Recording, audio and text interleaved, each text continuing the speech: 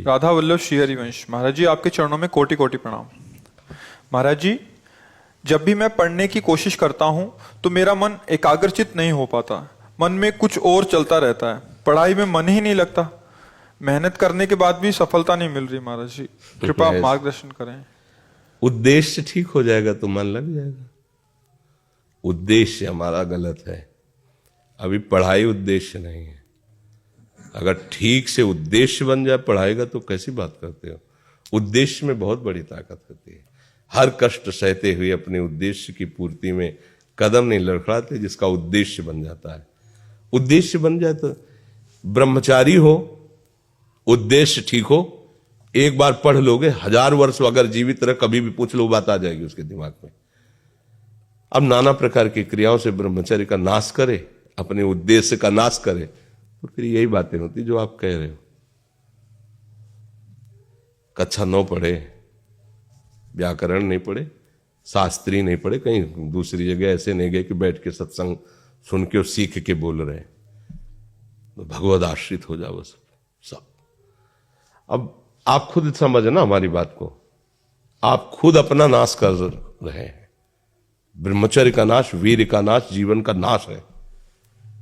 ब्रह्मचर्य अगर सही है, आपने किसी तरह इधर उधर, तो ये प्रश्न ही नहीं रहेगा।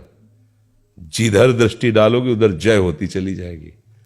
आजकल के बच्चे, नौजवान इसको मनोरंजन समझते हैं और उनको सलाह भी ऐसी मिलती है कि हम जैसे बोल रहे हैं ब्रह्मचर्य के लिए, तो डॉक्टर और आपको जो इधर सांसारिक प्रोत्साहन देने वाले हैं वो आपको सलाह देंगे।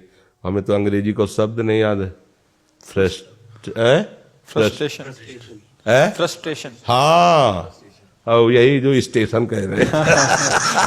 गाड़ी स्टेशन से अलग कर दो तो बोले तुम बहुत शांत हो जाओगे और फिर अपने काम में देखो कैसा उपदेश दिया जा रहा है कि वो। तो ये जो कमियां है ना, ये कोई भूत नहीं है जैसे लोग कहते हैं ना, पता नहीं कौन, ऐसा कुछ नहीं। गंदी आदतें हैं, इन पर संयम लाओ। आप समझ रहे, स्वीकार करते हो हमारी बात कि इसमें आपको संशय है? हाँ, तो आप देखो, हम आज ही सत्संग में बोल रहे थे, हमारे रक्त का स्वभाव है ऐसे, जैसे कट जाए ना तो उसका स्वभाव थोड़ी देर में गाढ़ा होने की कोशिश करेगा। यदि कहीं फ्लो वाली नस कट गई तब तो आपको वहां डॉक्टरी की जरूरत है। अगर ऐसे कहीं त्वचा में ऐसे, तो उसका स्वभाव गाढ़ा हो जाना, वो थोड़ी ही देर में वो अपने आप को बांध लेगा, क्योंकि रक्त का एक स्वभाव होता है। अगर वो बाहर किसी तरह भी आया तो ठंडा होकर गाढ़ा हो जाएगा, वो रोक लेगा। इसकी आखिरी परिणति है वीर्य। वो स्वयं से नहीं निकलता, वो इससे भी गाढ़ी वस्तु है, वो घर्षण से निकलता है। अगर आप उसको गर्म न करें चिंतन के द्वारा, क्रिया के द्वारा, तो वो नहीं निकलेगा। और जब हम उसको, तो फिर वो जीवन को नष्ट। प्राय इस पर बच्चे ध्यान ही नहीं देते कि ये कोई मार्ग भी है।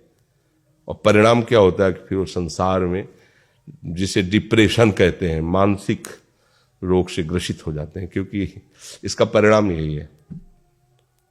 या तो आपको प्रमाद और आलस्य युक्त होकर समाज से अलग पड़ा रहना पड़ेगा, और या फिर आखिरी कि आत्महत्या कर लें, ऐसी सलाह आपका मन देगा, ऐसी स्थिति में पहुंचा देगा। इसलिए हमें लगता है जब तक ब्याह न हो तब तक ब्रह्मचर्य से रहो, ब्याह भी हो जाए तो संयम से रहे। ये जीवनी शक्ति है, ये किसी के साथ खिलवाड़ नहीं करना चाहिए। पढ़ाई लिखाई वो कैसे तुम्हें बताए, अभी आप छेड़ना मत। जैसे लोग कहते ना, मैं बहुत परेशान हूं, कुछ करता नहीं हूं, ऐसा हो जाता है वैसा हो जाता है। तो आपको हम बता रहे, रक्त का स्वभाव है जैसे, तो इसकी आखिरी परिणति है वो वीर। उसका स्वभाव नहीं है बहना, उसका स्वभाव ऐसा है। उसको जब तक ताप नहीं लगेगा तब तक वो बाहर नहीं हो सकता।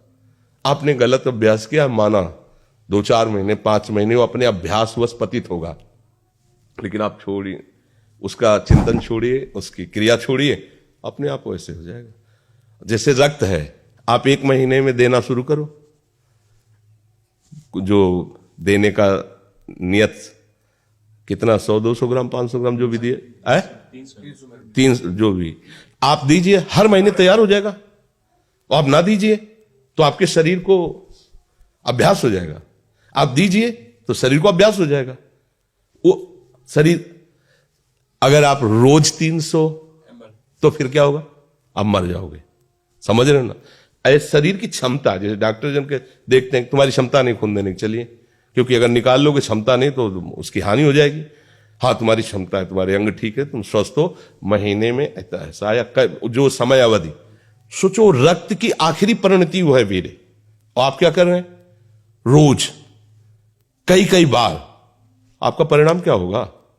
अगर रोज वो खून निकाला जाए तो आदमी की हालत क्या हो जाएगी? खून की आखिरी परिणति है। अन्न रस जो हमने पाया उसकी परिणति धीरे धीरे परिवर्तित होते हुए मांस, मज्जा, रक्त, इनके वो आखिरी सप्तम धातु है वीर्य, और उसके साथ ऐसा खिलवाड़, कैसा जीवन होगा आपका? तो इस पर कोई विचार ही नहीं करता, समझता है ये तो केवल बाबा जियों का विषय। नहीं, आप मनुष्य शरीरधारी हो, आपको भी संयम से चलना है, और जब तक ज्ञान हो तब तक तो संयम से ही चलना चाहिए। बच्चे बच्चियों को तो गृहस्थी में अच्छे गृहस्थ बनेंगे जाकर, फिर उनकी हानि नहीं हो पाएगी उतनी। अब पहले से ही तो फिर अब वो पढ़ाई में मन कैसे लगे जब आपके पास पढ़ाई वाली सामग्री ही नहीं रह गई है? पहले क्या होता था, जैसे गुरुकुल में स्मृति आपकी कमजोर हो रही है तो मेधा शक्ति बलवान करने के लिए ब्राह्मी उसको पिलाई जाती थी, ब्राह्मी है ये चीजें। क्यों? क्योंकि उनमें इतनी शीतलता, उनमें पौष्टिकता है कि वो वीर का वर्धन करके वीर को रोकेंगी, खास बात उसमें होती थी। अब हम इस बात को ना समझ करके फ्रेंड बनाते हैं और वो विनाश का खेल खेलते हैं जो हमारी सारी सांसारिक और पारमार्थिक दोनों उन्नति का नाश कर देता है। अब उस प्रश्न का क्या होता है? अब उसके लिए क्या सलाह? आप सही ढंग से रहो, अच्छा खाओ पियो, थोड़ा व्यायाम करो, सबके प्रति पवित्र भाव, अभी आप आनंद में आने लगोगे। और जैसी आदतें आजकल हो रही है, आनंद वाली तो है नहीं, ये तो पतन वाली ही है। चार दोस्त मिलते हैं, मदिरा पान करते हैं, गांजा और तो और क्या ड्रग्स फ्रग्स। आप बताओ क्या होगा? आप इतना विष डाल रहे हो अपने अंदर, इसलिए विषैली चीजें डाल रहे हो, ऐसी गंदी आदतें डाल, आपका जीवन क्या होगा? कैसा खिलवाड़ किया जा रहा है मनुष्य शरीर से, जबकि ये देव दुर्लभ देही है भगवत प्राप्ति, इसके साथ कैसा? तो बच्चों को ना तो सत्संग मिल रहा है, ना शास्त्र स्वाध्याय मिल रहा है, ऐसा ही संग मिल रहा है जो पतन का कारण क्या हो रहा है। अच्छा, बहुत पढ़े लिखे हो और शराब पी के नाली के कीड़े की तरह पड़े हो, माता पिता का अपमान कर रहे हो, मनमानी बेविचार कर रहे हो, पढ़ाई लिखाई क्या हुआ? पढ़ा लिखा से भाई विद्या तो वही जो विनय, पवित्रता, शालीनता, सभ्यता, नम्रता, ये तो सद्गुण विद्या में आज की रह नहीं रहे। पढ़े लिखे माता पिता को ऐसे डांट देते जैसे कोई नौकर से बात करता है, हम स्वतंत्र हैं। अरे विषयों के गुलाम तू कब स्वतंत्र हो गया? स्वतंत्र तो परमहंस जन होते हैं जिन्होंने इंद्रियों को अब जीत लिया और भगवद आनंद में मस्त हो, वो स्वतंत्र हैं। इंद्रियों के गुलाम तुम स्वतंत्र हो?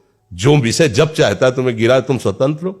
माता पिता, गुरु, शास्त्र, इनकी परतंत्रता स्वीकार करने वाला ही स्वतंत्र होता है। ये मनमानी आचरण जो आजकल समाज में विस्तृत हो रहे हैं ना, ये पतन, अशांति और पाप का कारण बनते हैं, जो बहुत हानिकारक है। तो बच्चा सावधानी से रहो, जो बचा है उसको संभाल लो। जीवन जब से ज्ञान हो जाए तब से अपने को संभाल ले। भाई पूर्व में गलती हो गई, आगे सुधार लेते हैं।